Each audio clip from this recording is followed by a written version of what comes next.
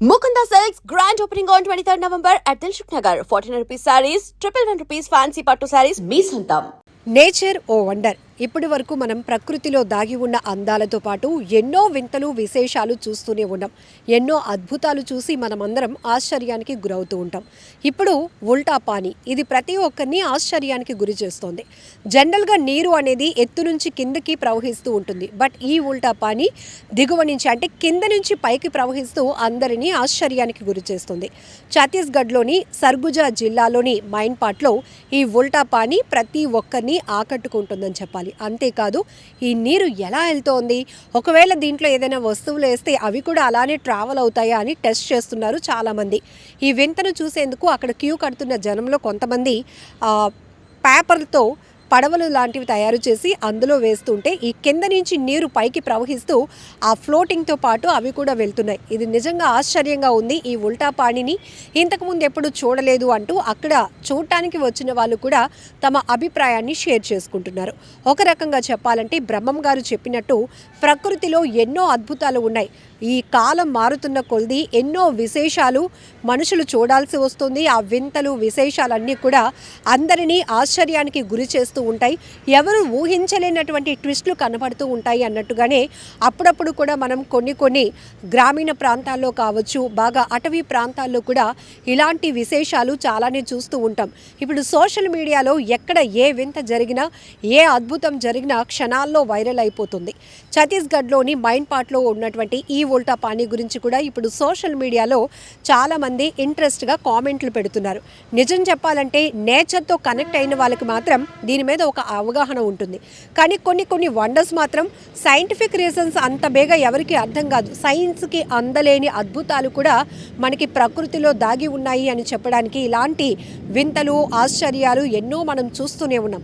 ఇప్పటికీ చరిత్రకి ఆధారంగా నిలిచే అనేక అద్భుతాలు కూడా మనలందరినీ ఒక రకంగా ఆశ్చర్యానికి గురి చేస్తూనే ఉంటాయి. సో ఈ ఉల్టా పానీకి సంబంధించి ఇప్పటి వరకు మనం ప్రవహించే నీటి ప్రదేశానికి వెళ్ళినప్పుడు నీరును చూస్తేనే చాలా అట్రాక్ట్ అయిపోతూ ఉంటాం. అంత జలధార ఎక్కడి నుంచి ఎలా వస్తోంది, నిరంతరం ఎలా ప్రవహించగలుగుతోంది, ఏంటి ఈ దేవుని క్రియేషన్, ఏంటి వండర్ ప్రకృతిలో అని మనం మాట్లాడుకుంటూనే ఉన్నాం.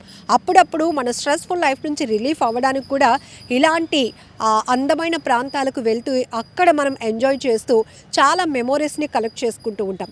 సో ఇప్పుడు ఈ చుట్టుపక్కల పరిసర ప్రాంతాల వరకు కూడా ఈ ఉల్టా పానీ గురించి చూడడానికి వెళ్ళడమే కాకుండా అక్కడ సెల్ ఫోన్లో ఆ వీడియోలు తీసి సోషల్ మీడియాలో కూడా పోస్ట్ చేస్తున్నారు.